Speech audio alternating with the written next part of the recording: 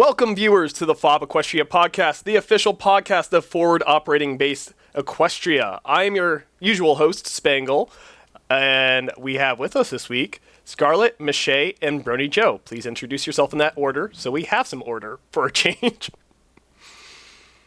I'm addicted to Orange is the New Black. I'm the boyfriend. Goyangi Mogoshipa. And yeah, for those who don't know, Brony Joe is in Korea, so that explains his introduction there. And Michelle also reminded me of He's got Korean on us. Yeah.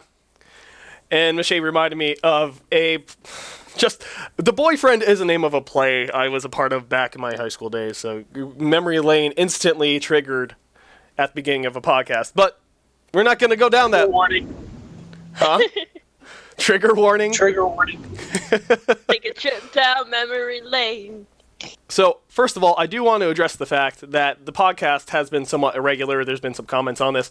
And yes, that is true. That's mostly due to various life things. You know, trying to coordinate between any group of people is rough, especially when they're as busy as we are. Right now, my goal, just to be out front and honest with it, and just so you guys are informed, is at least once a month. I'm looking for it at most 4 or 5 times in the span of a month time frame, but at the very least, I do want to shoot for one podcast a month. So look forward to that.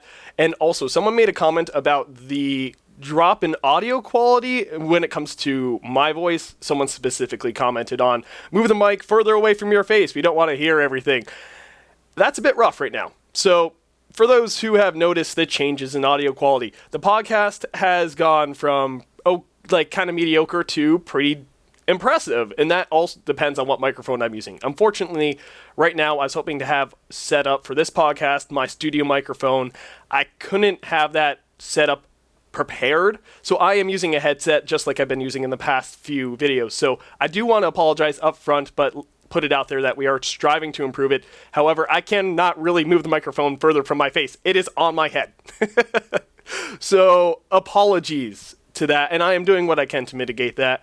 To the point of, before podcasts, brushing my teeth and getting all the gunk out of my mouth and trying to make my kind of bodily noises as minimal as possible.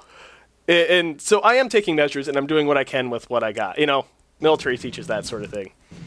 But what about the rest of your life? You haven't articulated just everything else you do. Hey, I said I was going to be talking about podcast-related things, and I've done just that.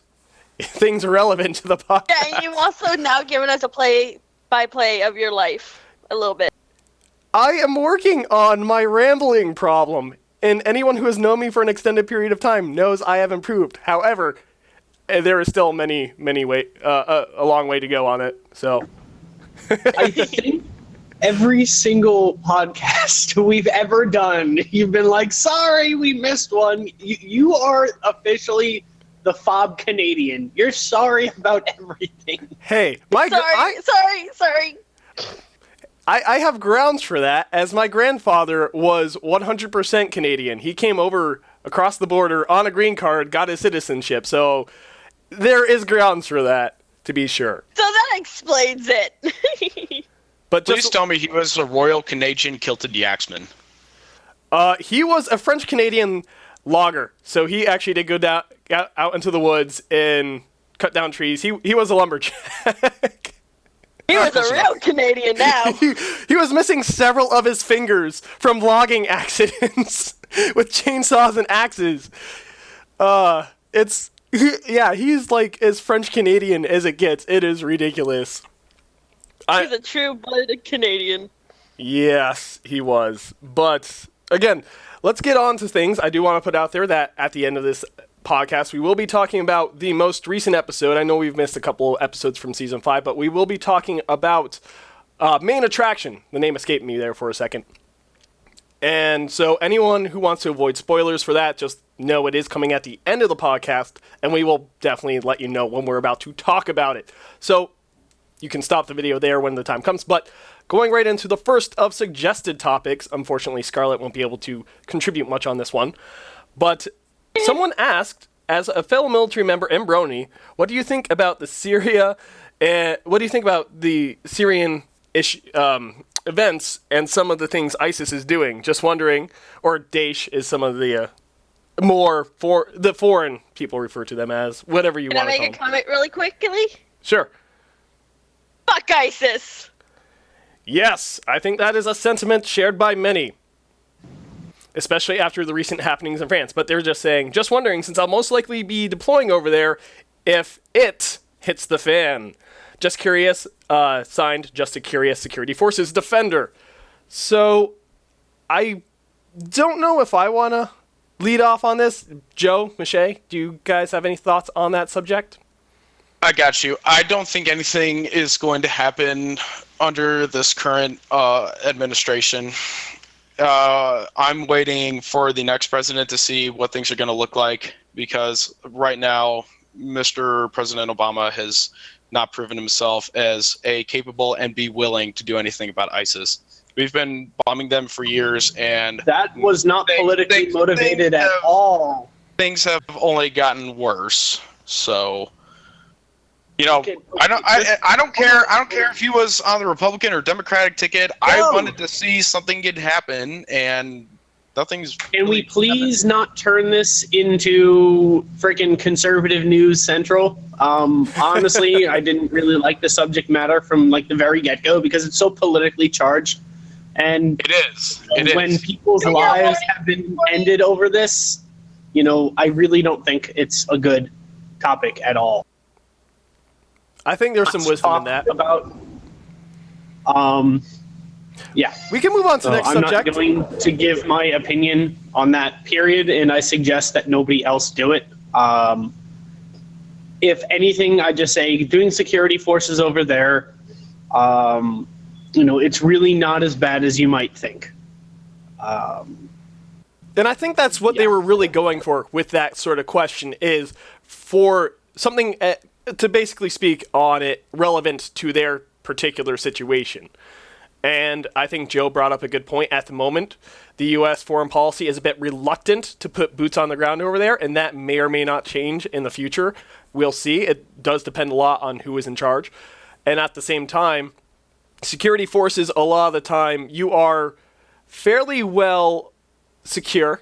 You have a lot of resources at your disposal, and you aren't on the front lines per se. That's not to say there isn't the threat. I mean, a lot of times you guys will get stuck with gate guard duty and such, so bombings are a possibility. However, they train you guys, they equip you guys, and while something may happen, it isn't all too likely that you will be put too directly into harm's way. So I wouldn't worry too much about it, but at the same time, I wouldn't say use that as an excuse to get complacent. Stay vigilant whenever you're in a combat zone, no matter what your job. The most important part is remember your training. Your training is the way it is for a reason, and it will be your best, you know, weapon, you know, for your defense.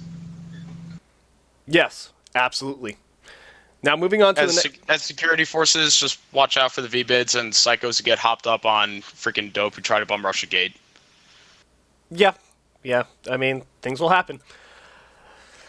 But like we said, just take it as it comes and definitely rely on your training and rely on those you deploy with who are experienced. They've done the dance before, and certainly look to them for what to do. But next question was what... okay, internet grammar, so I gotta process this really quick. What motivates or did motivate you to join the military? How has the military... I really should have edited this for grammar before reading it. Preparation, A+. Anyway, how has the military impacted your life? If you had to go back, would you change... what would you change about yourself or your life?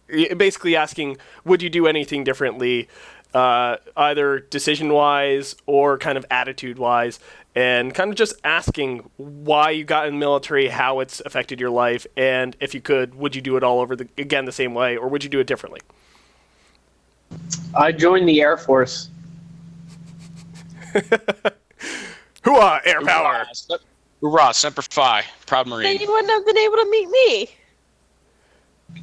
Oh, darn. Ouch! No, if I could do anything differently, and it sounds kind of arbitrary, but it makes a very big difference from like the Marine Corps perspective, is I would not have requested Okinawa as my first duty station, because for junior enlisted there, life is a living hell. It really is. It's morale is, it's underground. It's so bad. The environment is so conducive of hazing. There's a lot of really nasty shit that goes on with Marines over there that just should not be, and it is, because the political environment there is so volatile that the only thing they can do is just, prevent you from doing anything, having any free time. And how do you take away someone's free time? Well, you give them unnecessary work and you punish them for shit they didn't do to justify all that action. Basically, do your best to keep them out of trouble by making them hate life and not have the time to get into trouble. Exactly. So for that really comes down on junior Marines, but NCOs and staff NCOs and officers, they really don't have nearly as many restrictions, which is why, when I went there as a junior Marine, myself and all the other Marines, to my left and right, hated our lives, whereas, the staff NCOs and officers would have, big old vacations every weekend, and, just in general, they just had so much free time compared to us, and so little required of us in terms of out of shop duties. Right. Joe, you have any input on that, on the subject of why you joined the military, how it's impacted your life, and if you could, would you change anything? First of all, question from Shade. Do Marines on Okinawa have to do something like GO1? What? GO1 is no consumption of alcohol allowed. General Order Number 1. No. It's just... So you know what? At least you don't have to worry about getting nailed with that in Korea like we do. GO1 sucks. So the rules there was you cannot consume alcohol after 10 at night, and you can't consume it before before 7. Ow. You have to be on base by midnight every day. If not, then you're going to get fucked really hard. Damn. I don't We're know. talking NJP with, I forget exactly what it's called, but basically you're stuck in your room and you have to report in every single hour to your battalion headquarters, so that you literally have no free time at all, period. Sounds like probation. You know what? I take it back. Maybe Korea sounds a little better. Okay, things I would have done differently. Honestly, I would have stayed enlisted instead of becoming an officer. Really? I like working. Yeah. Oh, yeah. No, Officer is all about pounding paperwork. And, I don't even know why. And I definitely realized this as I was getting closer and closer to commissioning. Man, this job is going to be sitting behind a desk for most of it. But by that point, it was kind of past the point of no return, where if I backed out of getting commissioned, I would have had to pay back a lot of money. So now, I would have thought it out a little more and stayed enlisted. Right. I hear definitely what you're saying, having worked towards the officer track, still working towards it, honestly, and spending some time enlisted in between. Now, would they not have given you the option to pretty much remove yourself from officer, whatever route you're doing ROTC, right? Yeah. So was the option not there to just pretty much remove yourself from the program and go enlisted and sign however long of a contract to essentially, quote unquote, pay back your service, what the military had paid for? I should have done some more research into it, but I didn't. I'm just saying from my own personal experience, being at the Air Force Academy for a little while, past the point where I got disenrolled and I owed the Air Force, I could have either completely just cut all ties from the military, which I'm glad I didn't. That's one of those things I wouldn't change. But I would owe them a lot of money, like you were talking about. Or I could have signed up, gone enlisted for what essentially was a 3-year term to pay back what I owed.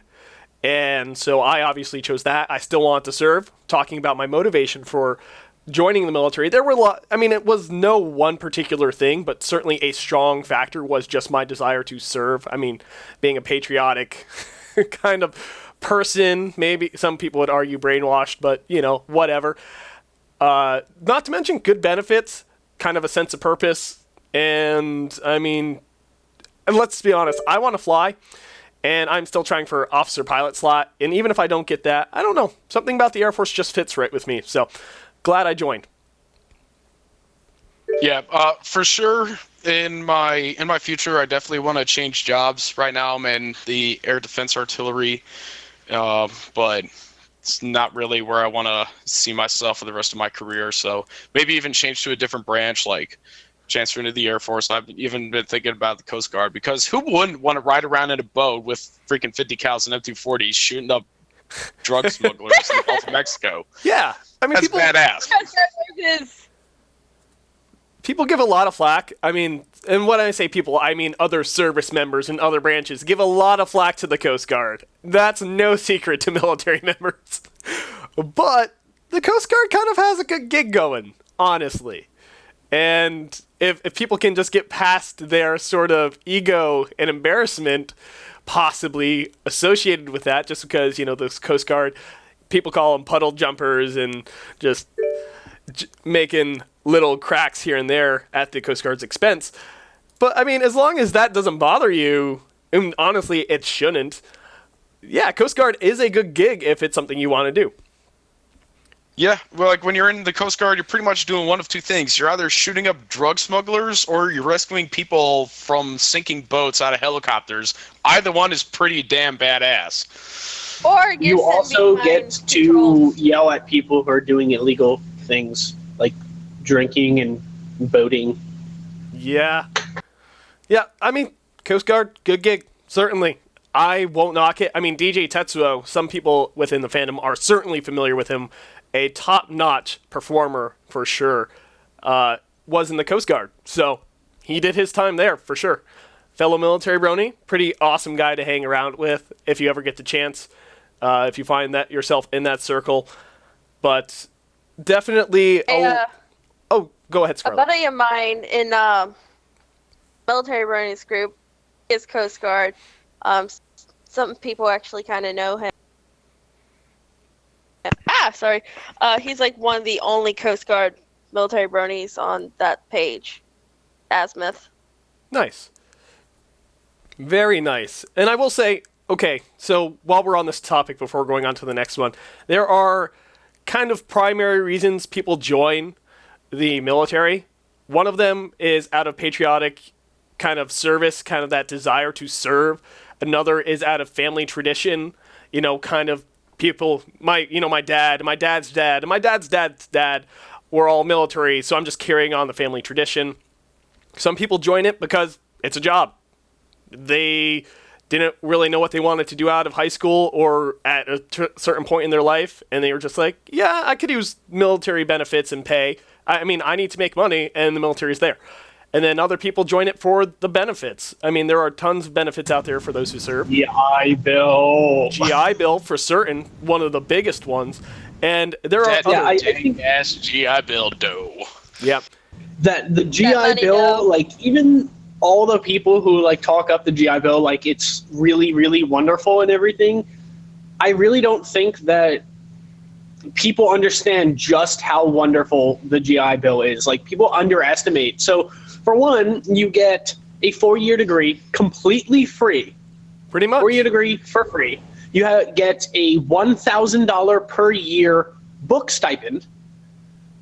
In addition to that, you also get paid, it's called BAH, Base Allowance for Housing, which is tax-free Tax-free money cash. based off of the cost of living in your area every month. Yep. So E5 you with can dependents go to rate. college for free, and then you get paid, depending on where you are. If you live in like a big city, if like Washington or Baltimore, it's like $2,800 a month.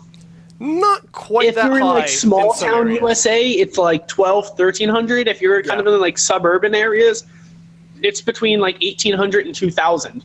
But I mean, this is about $20,000 a year Tax-free. plus, tax-free plus free college. Pretty much. It's a good deal. It's incredible. If you've been in the National Guard, you get federal and state tuition assistance, which was why I In did the some Guard while I was in cases. college. It Well, depends they, on your guard unit. Well, I It's mean, just like they also recently changed it where you had to have that a couple of years in your MOS to get those benefits, but like I was Yes. kind of grandfathered into that because I was doing it before they did that, so I didn't have to I think wait some more years.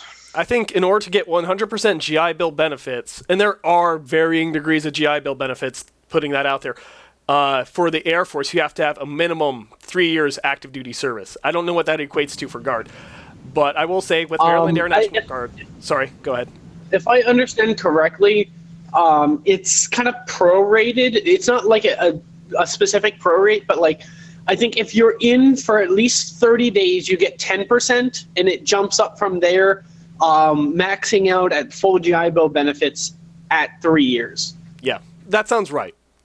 But I will say, so with my Maryland Air National Guard unit, I cannot use the state tuition benefits alongside my federal GI Bill benefits just because of the way everything works together. So I can't double dip, as it were. But, I mean, my whole point of bringing it up was, in my mind, those are the 4 big reasons people join. And there are a lot of different reasons, and no one joins for one specific reason, usually. There's kind of a lot of factors that go into it, and yeah, people might have one big reason for joining, but a lot of other smaller reasons that influenced it as well. So, I mean, everyone kind of just has to make their own choice on whether military service is right for them. And some kind of hop in thinking it is, and then quickly discover that it is not. I mean, I went to basic training with a guy who day one, like, not even the beginning of basic training. This is when we arrived and we're being in-processed and just getting yelled at during in-processing. And he's like, nope, I'm done. I'm leaving. I'm like, it hasn't even started yet. What did you think basic training was going to be? What did you think the military was like? I mean, come on. But I'm actually kind of surprised to hear that. Just because, and maybe it's a little bit different for the Marine Corps, but I kind of expected to see more of that than I actually did. I don't know anyone who just straight up like said, you know what, I quit. You know, I didn't expect this. I think at least with the Marine Corps, it's probably one of the only branches that is just, you go into it expecting Full Metal Jacket. you know, that might have been the thing. You don't join the Air Force expecting to get, probably a little bit at least, yelled and screamed at and everything. And, some people can underestimate it in the Army and the Navy, but with the Marine Corps, you go into that knowing your life is going to be a living hell for the next 3 months. I think that might have been his mistake. Was thinking joining the Air Force, it was going to be easy, no kind of, thought it was going to just be no kind of stress whatsoever, thought there was going to be really no major degree of yelling or people in your face or any degree of uncomfortability. And when he was confronted with that, he's like, nope, not what I thought it was. So, anyway, Joe, I cut you off. Go ahead.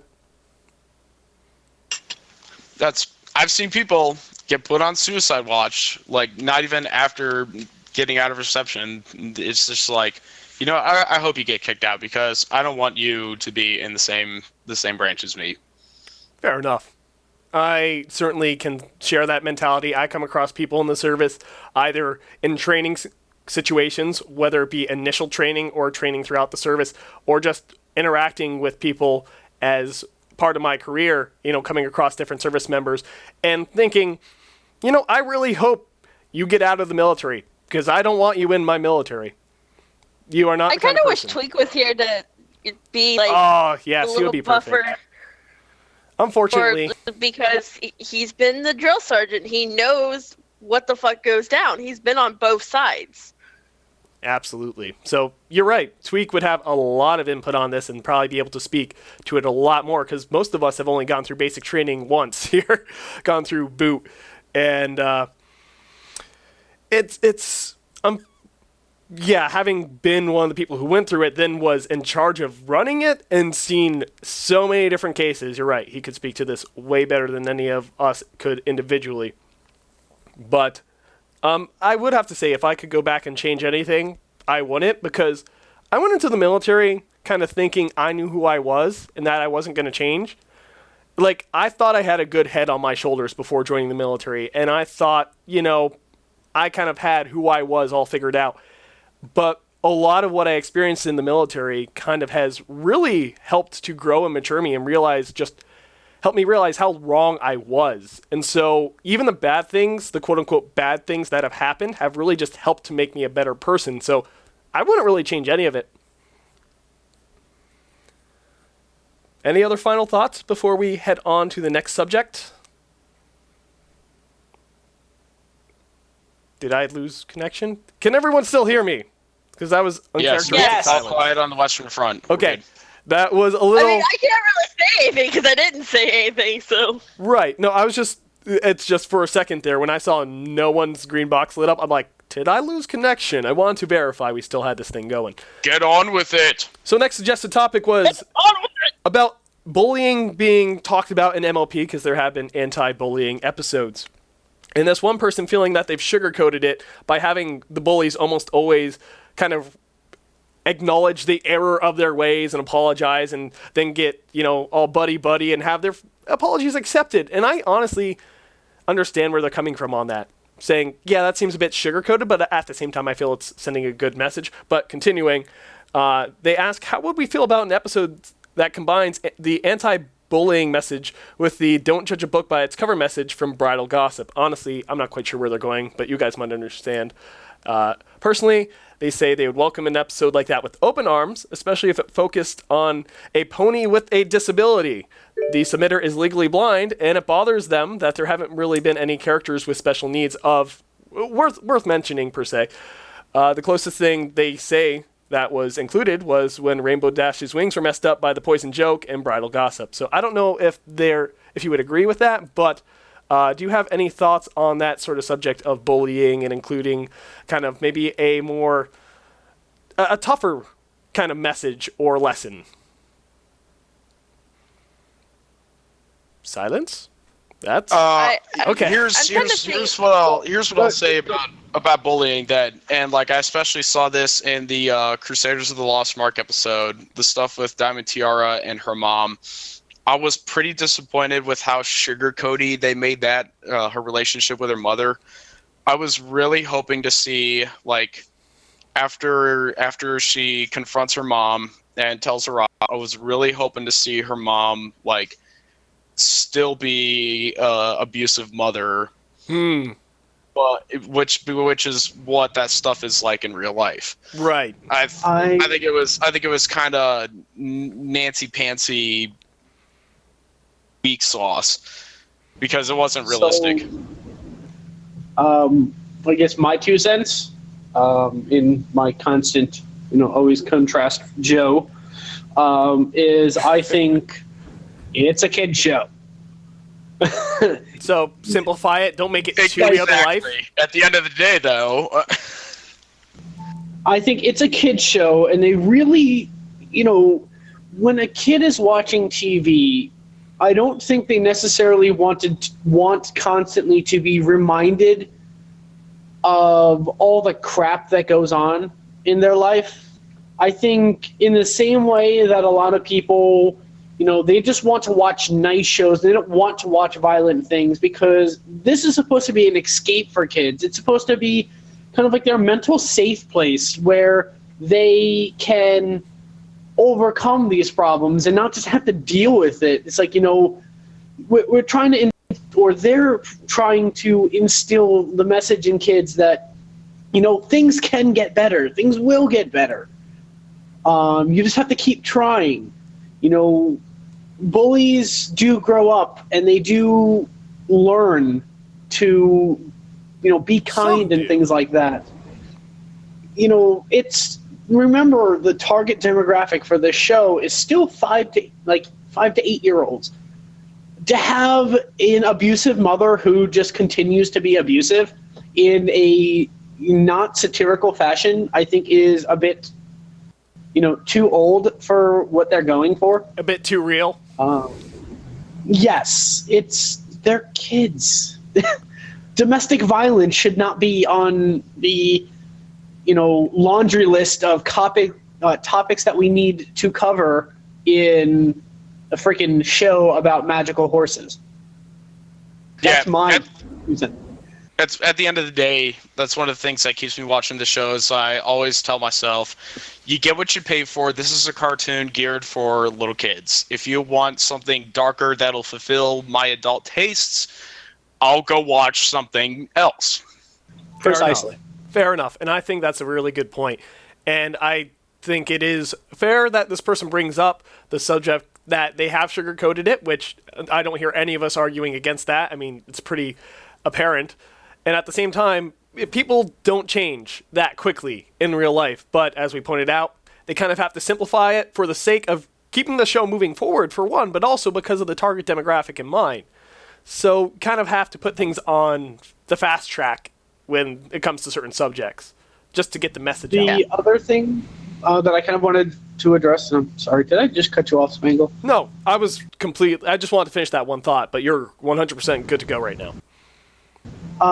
So with somebody, I believe you said, mentioned they were legally blind and they desired to see like a blind character.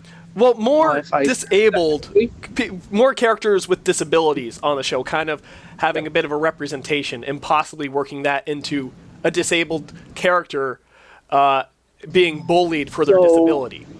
And then having that addressed. The one thing that kind of screams at me from the get-go, and I think a lot of people will agree, is Scootaloo and her inability to fly. A bit more subtle, think but that yes. tackles it. Say again? I was saying, yeah, you're right. I mean, I hadn't even thought of that, but that just because it is a bit more subtle. It's not really blatantly out there. And I think, I definitely think they should touch more on Scootaloo's kind of self-conflict with, or inner conflict with her trying to come to terms with the fact that she will never fly. I think that could definitely ring with a lot of disabled viewers a bit better. But I think at the same time, one or two, I can understand, like, bringing a pony in that's blind or has, like, learning disabilities or, well, actually, learning disabilities, Derpy. But, yep. I mean, Derpy is... Derpy also has a physical disability, her eyes. Yes. Yes. Right. So that means two, but, seeing one that is blind or, hearing impaired or something like that, I think could do the show well. It's in my opinion, especially with a show like this being more inclusive, one, it allows you to be far more creative with what you can do, since you're not trying to, make an absolute accurate representation of the average, what's the term? Slice of life feature. Right. I hear you. You're right. So yeah, but at the same time, I kind of feel don't force it. We already have Scootaloo, which, as we agreed, she needs a little more development with her disability. We need more Derpy. I don't think anybody dislikes to hear that. Right. No one in the fan base, anyway. Yeah. And then from there, yeah. I'd say we could add another one in, but I would really want them to do it right. So they did. Right. I think, so I'll give my 2 cents on it really quick on, I'm agreeing with Scarlett here. I think they did as well by showing these characters as being accepted for who they are and included pretty much regardless of whatever disability they may have. But I also think I just figured out what they were saying with the don't judge a book up by its cover sort of message that was also included in the previous episode. Because at first I thought they were talking about, like, as it applies to a bully or the bullying situation, but what they meant, and what I think they meant, is as it applies to a person with a disability.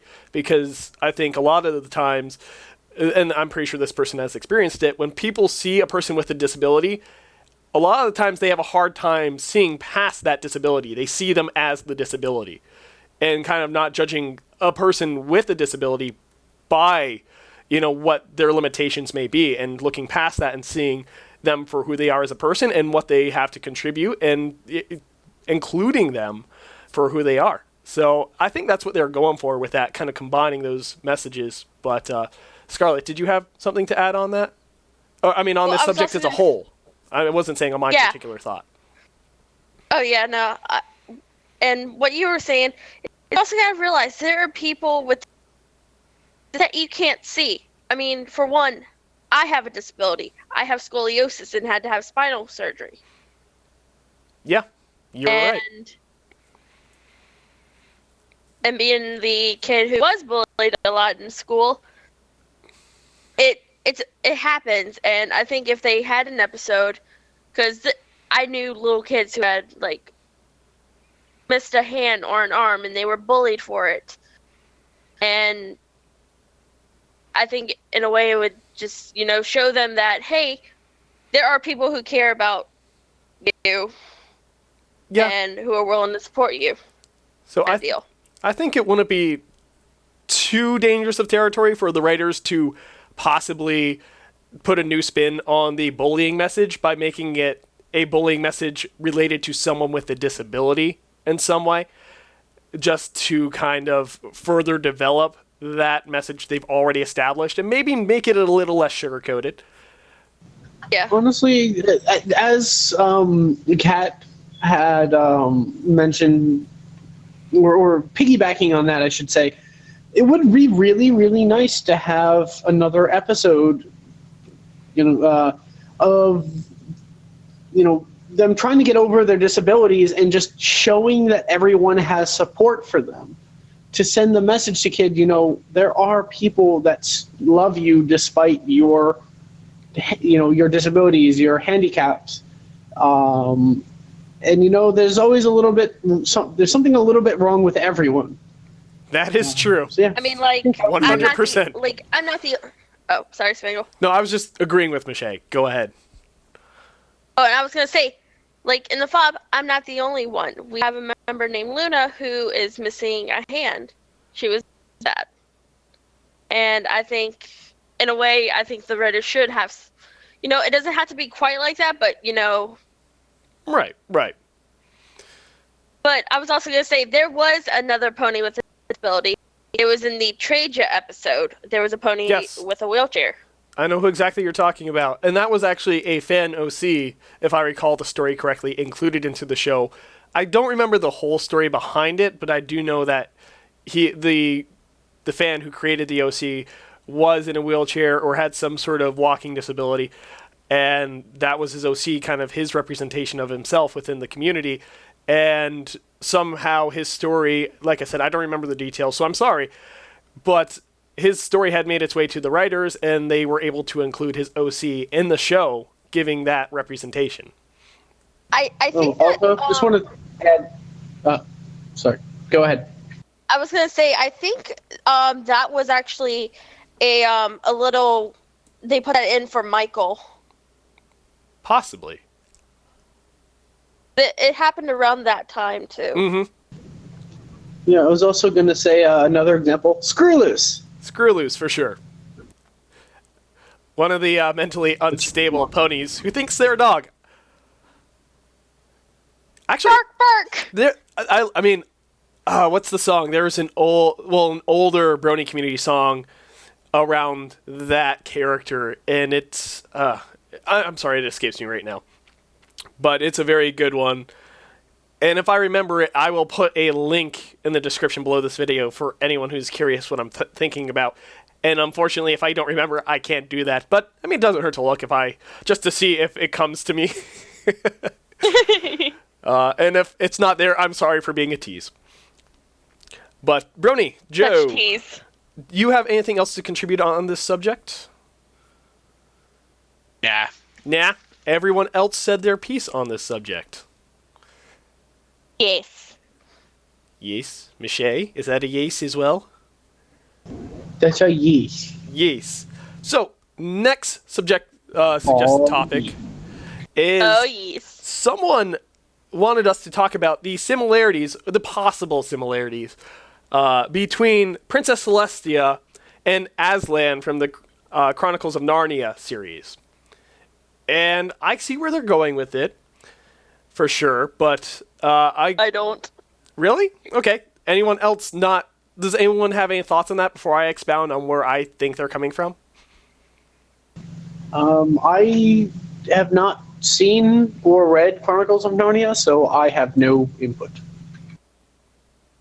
Joe? It's been a long time since I've seen and read it, so yeah, you go ahead and say your thoughts. Okay, I'll try and keep this short, just since I apparently am the only one who has thoughts on this.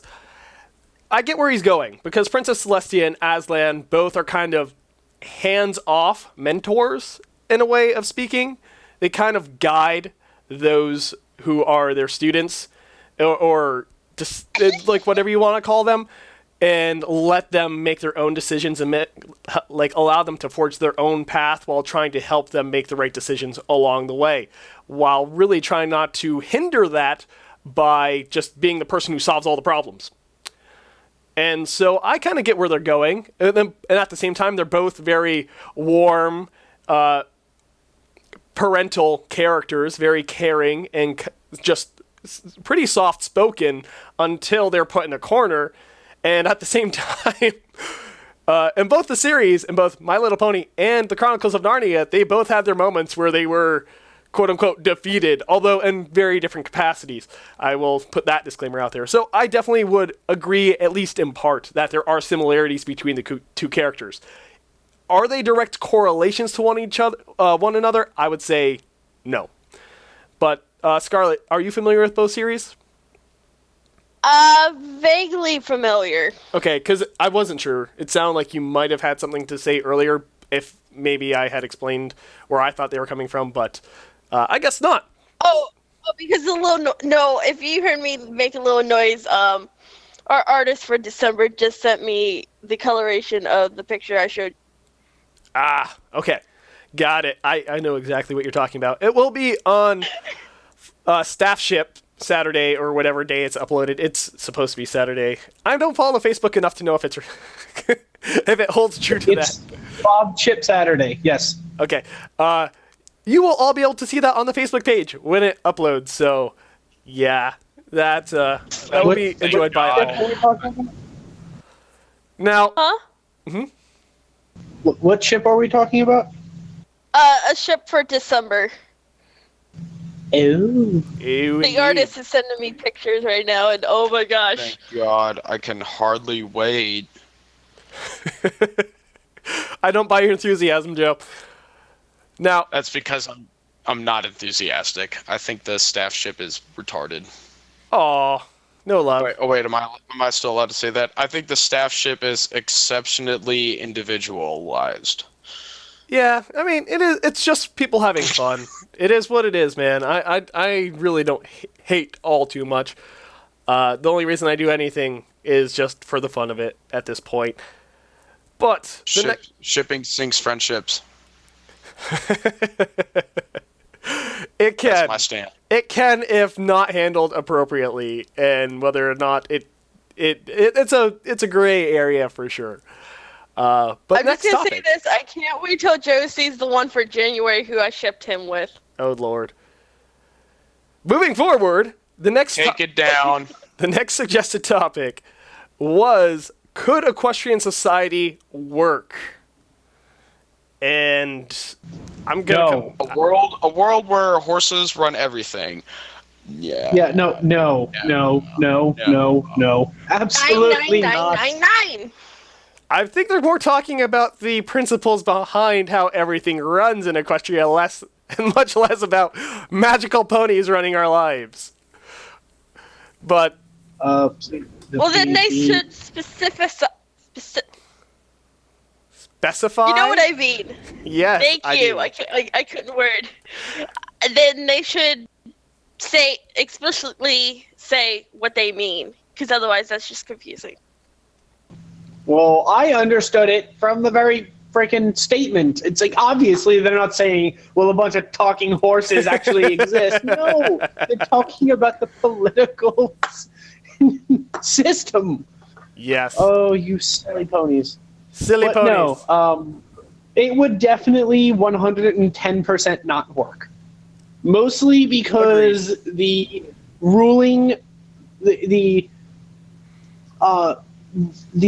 central rule is it's too centralized. There is no proper local governing body. For example, okay, you have the mayor of the town, but who's above the mayor? Celestia. A mayor, So nonetheless, who is it's- proven incapable of fixing the town's problems and has to rely on 6 of its local citizens to do its dirty work for it.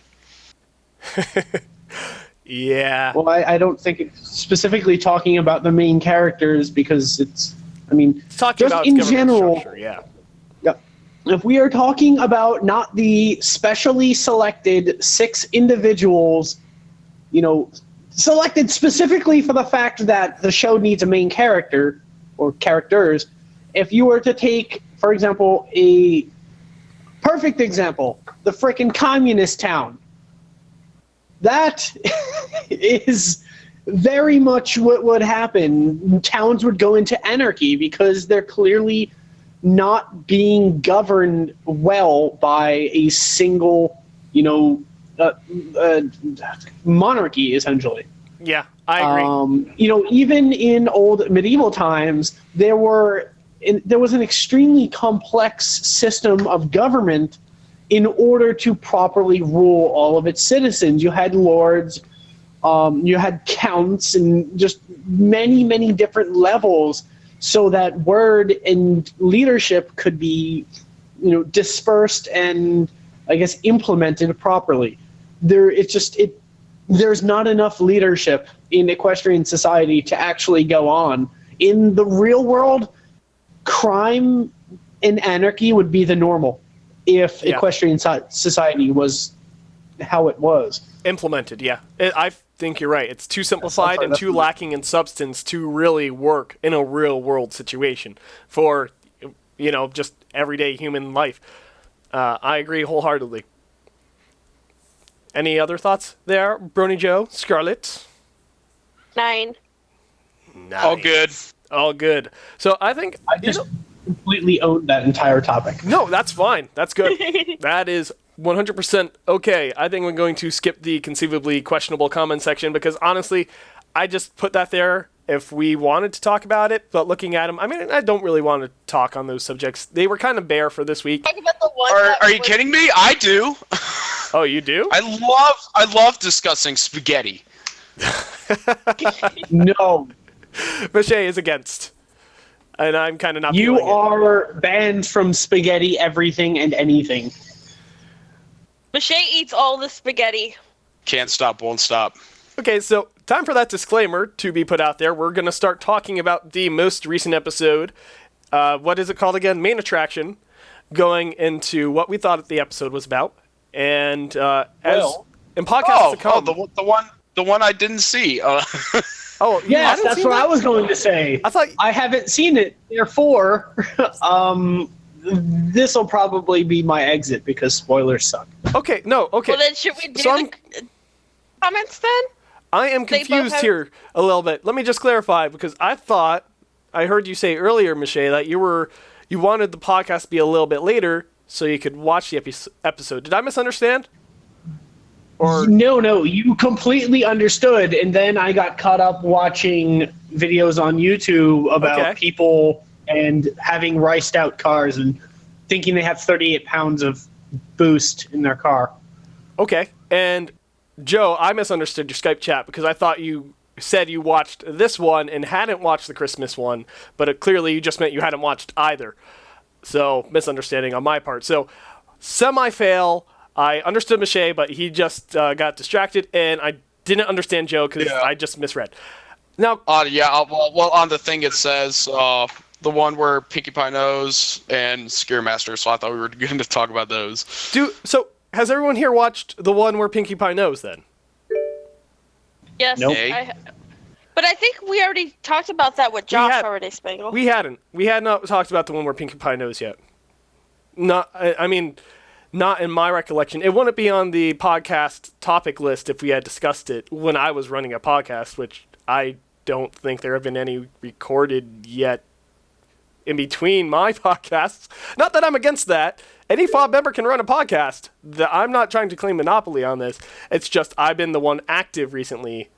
And so, to the best of my knowledge, no one else has had the time to be active. So, I guess if you two have watched it and Michelle hasn't, Michelle also kind of has work tomorrow, and we can quickly discuss the one where Pinkie Pie knows between the three of us. Does that sound good? Yeah, that sounds good. So I guess I will say my goodbyes early. Yep, sounds good. Good everyone, bye. No. Goodbye, everyone. It was nice getting to talk to you guys today. And Spangle, Scarlett, and Joe, it was nice talking to you. Absolutely. Thanks for coming on. Bye-bye. Toodaloo, motherfucker. Toodaloo! Bye, honey. Raw. Okay, so he's logging off and doing his thing. Joe, since you are on more of a time crunch than the rest of us, I guess you should start leading on your thoughts with the one where Pinkie Pie knows. Since it is next in the series. It's not every day that I see a Pinkie Pie episode that makes me like her even more, but this one was definitely right up there. It was really entertaining to see the character conflict, how she loves to spread good news, make everybody happy, but she really had to keep it a secret that freaking Shining Armor and Cadence finally got around to playing Patty Cake and they are reproducing. Yeah, well said. I like your terminology.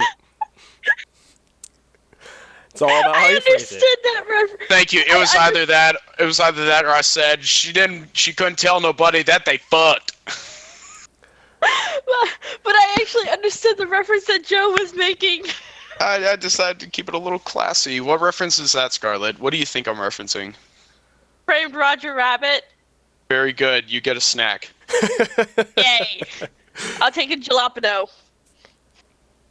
Yeah, I will say that I agree with Joe. I think the episode was rather enjoyable, and it was interesting to see that conflict within Pinkie Pie. Can't say it's a conflict I share personally. I've never really had an issue keeping secrets. And if someone's like, oh, please don't tell anyone about this, I'm like, okay, cool. And I just don't worry about it. But it was a bit funny to see her freak out just the way she was. And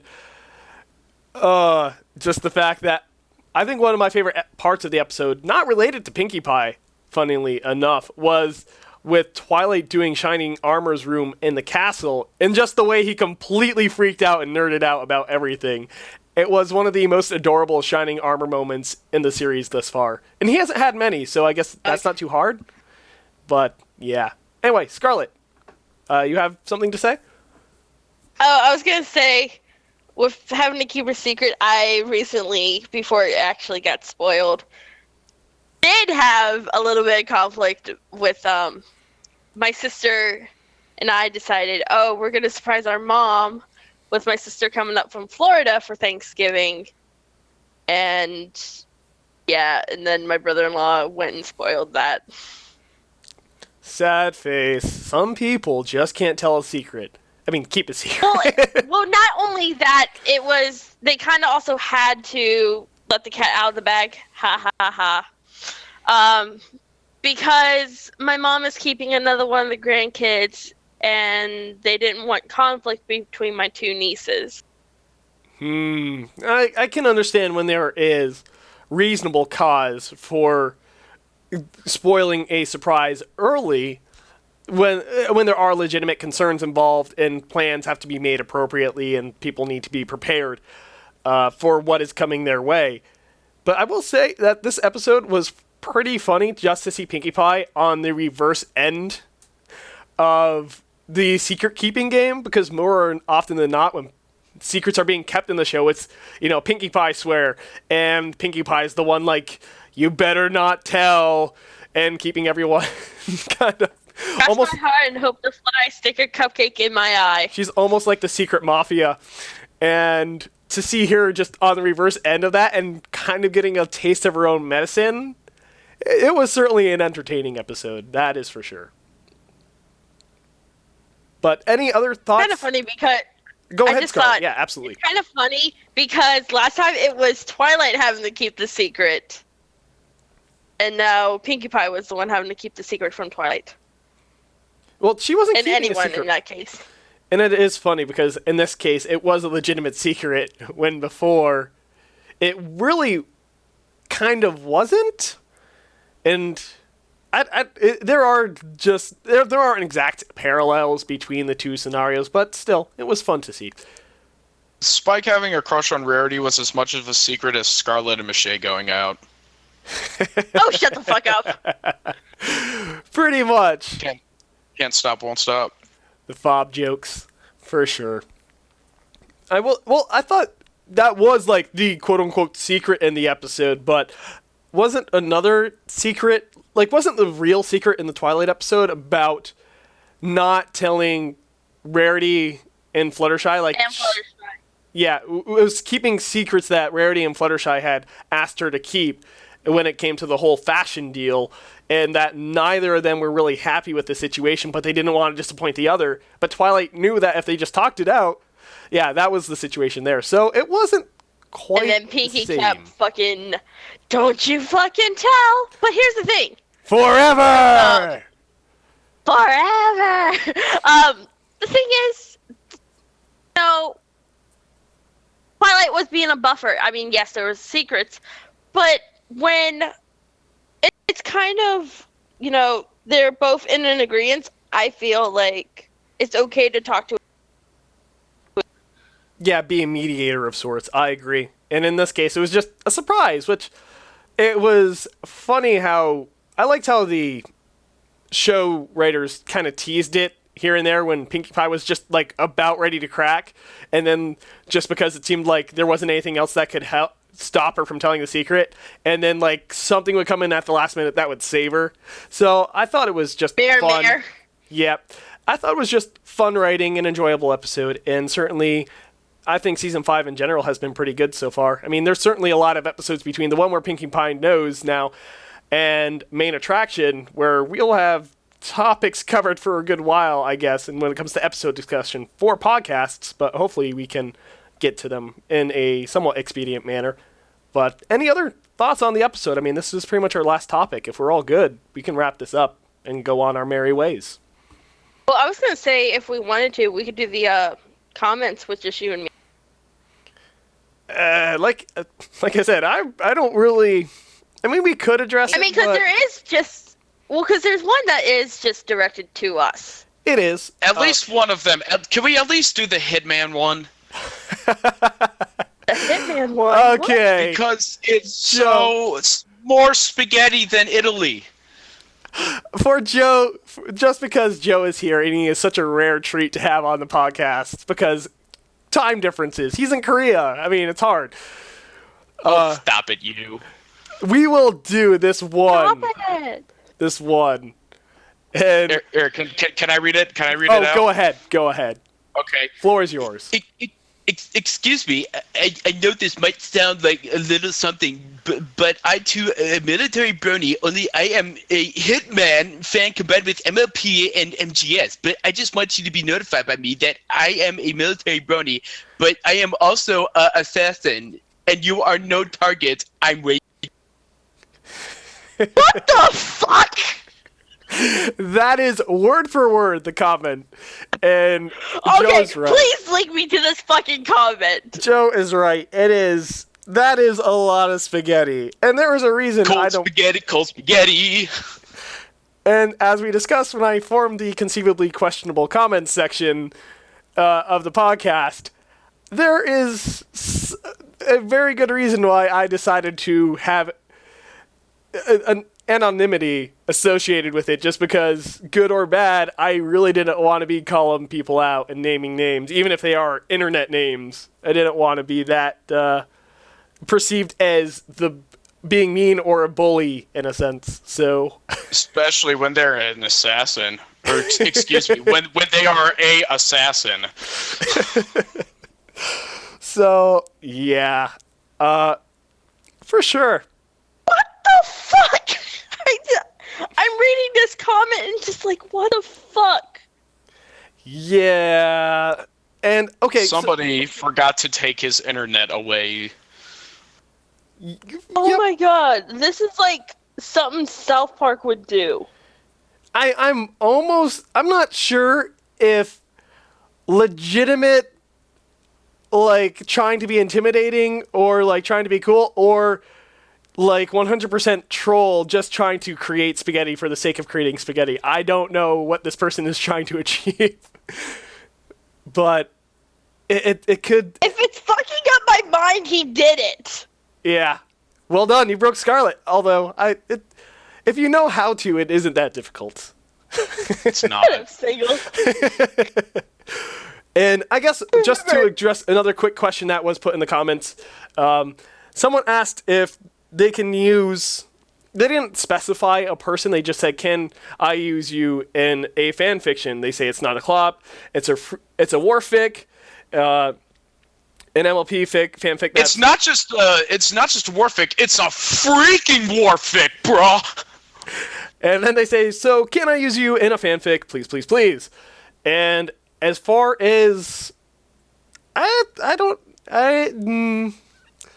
who it is. I would say... I initially, my response is like, sure, I give 0 fucks. But then I'm like, well, I kind of give a little bit of a fuck. So I guess my suggestion to this person is send an email to us if you're legitimate serious about it, and we'll talk about it. And I'm not going to say no out the gate. And can I have my OC in there? Can I have my OC in there only if I kill everybody else and save the story from the incredible spaghetti that it's going to be? Hey, it doesn't have to be Spaghetti Joe. He could be a legitimately, or she. Actually, 4 I don't know. OCs, the main 6, the real world. It's a spaghetti, a thumb. It's the spaghetti. I will say at the very least, it does hit a few of the tropes and cliches that have been established in the My Little Pony fanfic community. However, that does not mean it cannot be an enjoyable or good read. So, I mean, it is what it is. But yeah, if you're serious about it, send an email for sure, and we'll talk it out. We'll get down to business, and either way, you'll get a definitive answer. But I'm pretty comfortable leaving it at that. Anyone else have anything else they want to discuss before we actually call this a podcast and wrap it up, so I can edit it and get it uploaded? Remember to go check out the Facebook page. We have a new artist this month, Ellie, who is one of FOB artists. She came. Wait, did you lose me? Almost. But I understood what you're saying. New artist, which is Shelly, one of the FOB artists in the past. She's doing artwork for us, and continue. Or was that it? Yeah, go check it out. Give her some love on her website. And yeah.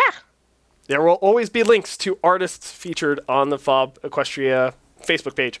Joe, any final topics you want to talk about before we call this thing good? Yeah, Soju is amazing. Soju is amazing. Okay. I will not disagree with that. Take my word for it. So, that is a podcast. If you have any topic suggestions, place them in the comments section of the most recent podcast. Just go to our video, see what the most recent podcast is.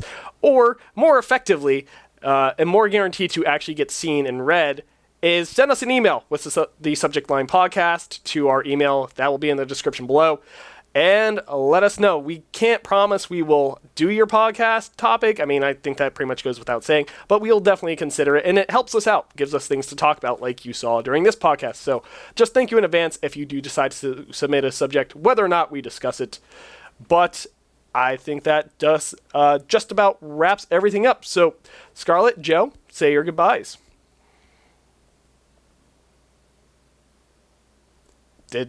Are you still there? Did I lose connection? Hero? Scarlett, say your goodbyes. You say it first. Alright, fine. 감사합니다. 안녕히 가세요. Scarlett? Peace out, bitches. Peace out, and Semper Philly. This has been Spangle with the FOB Equestria Podcast.